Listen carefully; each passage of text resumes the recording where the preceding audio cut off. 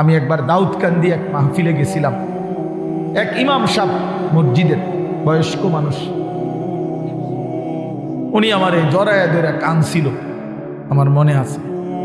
উনি বলছিল, হুজুর, কানতে কানতে বলছিল, হুজুর আমি 28 বছরের জীবনে ইমামতির, আজ 28 বছর এই মসজিদে ইমামতি করি।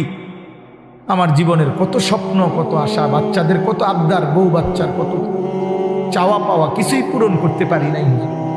অল্প কয়টা টাকা বেতন পাই, টানা হেসরা করে জিন্দিগিটা কাটাইছি হুজুর।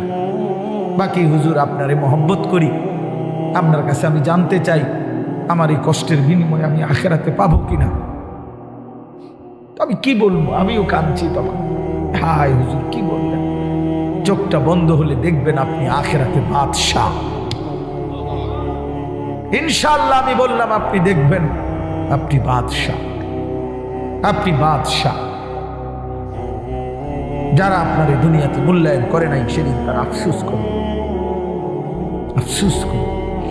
তো এই জন্য বললাম, আল্লাহ তাআলা ওই ইমানদার বান্দাকে বলবে, আমার বান্দা দুঃখে ভরা জীবনটা কাটাই আসছো, ঠিক না?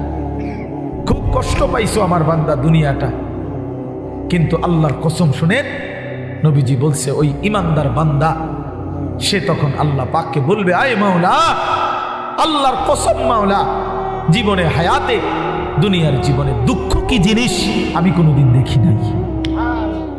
প্রিয় বন্ধু, 10 সেকেন্ডের জান্নাতের আরাম বাতাস তার 70 বছরের দুঃখ ভুলায়।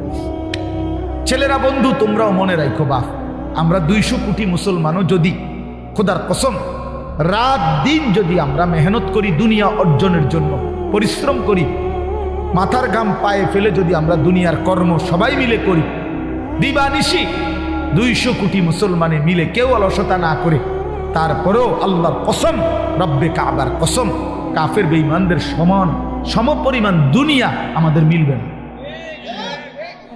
এটা দিত না মালিকের, যিনি দেউই না উনি কইতে আছে আমি দিতাম, তো জোরাজোরি করে দিলাম, আমি পারতেন না। আল্লাহ বলছে, আমি বান্দা আমি দেব না, আমি মোমেনকে দুনিয়া দেব না পুরা।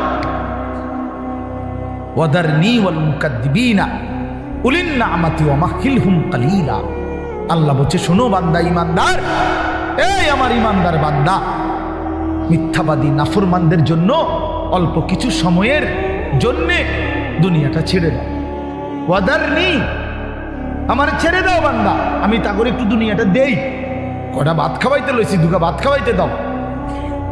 কদ্দুর বাদগ্রস্ত একটা বিল্ডিং, একটা মোটরসাইকেল, একটা প্রাইভেট কার,